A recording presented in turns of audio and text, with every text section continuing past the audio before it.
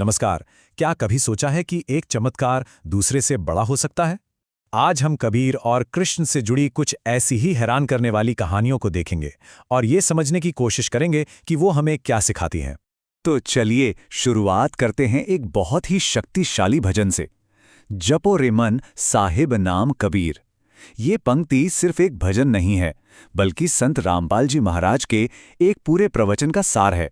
और इस प्रवचन में मलूक दास जी की शिक्षाओं के जरिए ये समझाया गया है कि कबीर ही सर्वोच्च शक्ति हैं। तो आज हम जिस कथा को समझने वाले हैं वो कबीर को परम शक्ति के रूप में पेश करती है। और जानते हैं कैसे? कुछ बहुत ही दिलचस्प तुलनाओं के जरिए। अब देखिए, इस पूरी कहानी को ठीक से समझने के लिए हमें पहले इसके सूत्रधार को जानना होगा, और वो हैं मलूक दास जी। असल में उनकी जो पृष्ठभूमि है वही इस कहानी को एक बिल्कुल अलग, एक अनोखा एंगल देती है। तो वो तुलना आखिर है क्या? चलिए देखते हैं। ये कहानी शुरू होती है एक बहुत ही जाने पहचाने चमत्कार से। एक ऐसा चमत्कार जो कह सकते हैं कि दिव्य शक्ति के लिए एक बेंचमार्क सेट करता है।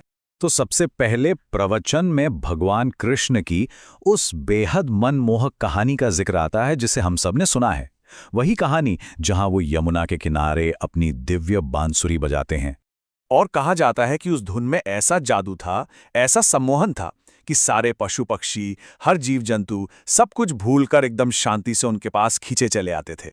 यहां तक तो ठीक है, लेकिन अब कथा में एक पैरेलल घटना का जिक्र होता है। एक ऐसी घटना जिसे कृष्ण के इस चमत्कार से भी बड़ा बताया गया है। और यहीं पर प्रवचन एक बहुत बड़ा सवाल खड़ा करता है।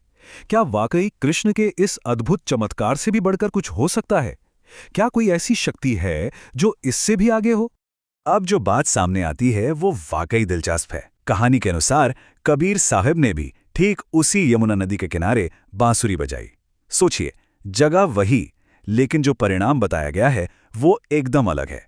और इस दावे का जो केंद्र है वो इस एक पंक्ति में छिपा है। जरा ध्यान से सुनिए। एक समय गुरु बंसी बजाई कालंदरी के तीर, वो रुकेगा धरेयानी। तो आप देखिए फर्क कितना बड़ा है। एक तरफ कृष्ण का संगीत है जो सिर्फ जीवित प्राणियों को अपनी ओर खींच रहा था, और दूसरी तरफ कबीर का संगीत जो प्रकृति के नियमों तक को बदल रहा था।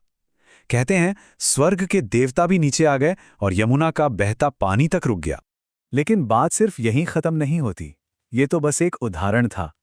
प्रवचन में कबीर की दिव्यता का एक और शायद सबसे बड़ा सबूत पेश किया जाता है।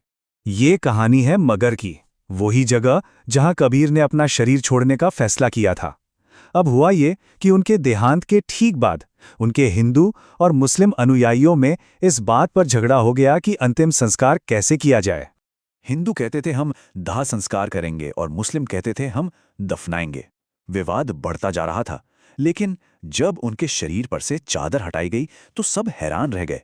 वहां शरीर था ही नहीं, सिर्फ कुछ फूल पड़े थे। मतलब शरीर गायब हो चुका था। ये इस बात का सबूत माना गया कि वो एक अजर अमर शरीर था जो इन सब धार्मिक रिवाजों से कहीं ऊपर था। और इस पूरे वाकये का सार इस एक पंक्ति में है। कोई गड्ढे कोई अगेन जरावे, ढूंढा न पाया शरीर। मतलब कुछ दफनाना चाहते थे, कुछ जलाना, लेकिन शरीर मिला ही नहीं। ये लाइन उस पूरे रहस्य और उसकी जो आध्यात्मिक व्याख्या है उस पर रोशनी डालती है। तो अब देखिए, हमारे सामने दो बड़ी कहानियां हैं। एक नदी को रोकने वाला चमत्कार और दूसरा गायब हो जाने वाला शरीर। ये दोनों मिलकर हमें एक ही नतीजे पर लेकर आती हैं।